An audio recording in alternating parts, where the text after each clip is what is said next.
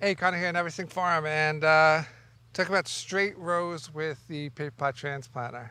Not only does it look nice, but things are going to grow a lot more evenly if you get them nice and straight. And you're going to be able to fit what you want in that row. If you try to do 4 rows on a bed, they're a little too spaced apart. Not saying the last two are like really close together and it's such a waste of space.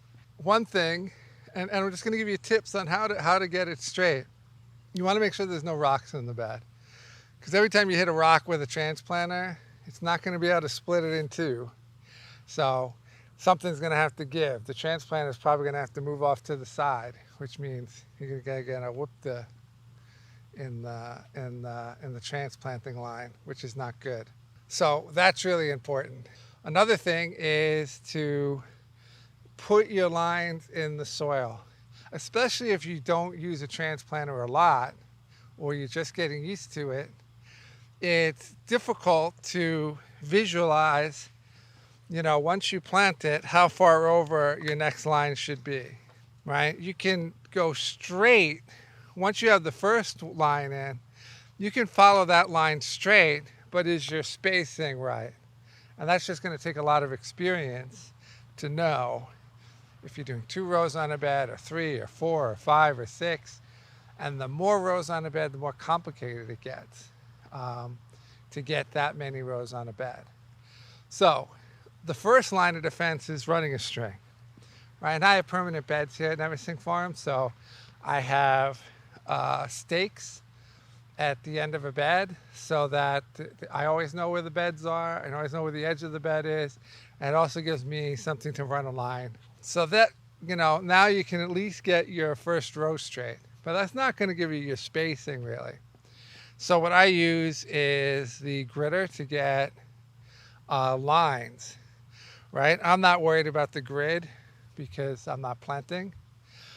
And because this is something I use when I'm planting. So it lays out a grid, and then if I'm hand transplanting, let's say you're doing kale, you're going to do a 2x2 grid and plant it in. But this, I'm just worried about the rows, right? So this comes in a 4x4, 5x5, 6x6 even for 6 rows on a bed. If you're doing 8, you can do it on either side of the 4, right? No big deal. So I'm going to do 3 rows of beets. Right now I got a 4x4. I'm going to switch it out for a 3x3. And then I'm going to roll, because I just used a 4x4 to show you that the lettuce was just done with a 4x4 so that the rows are nice and even. Now I'm going to do 3 rows on a bed. So I'm going to run a 3x3 gritter down there and get those lines nice and even. And if you're using a gritter, then you still want to use the string so you can follow along with your bed marker to make sure your gritter is centered.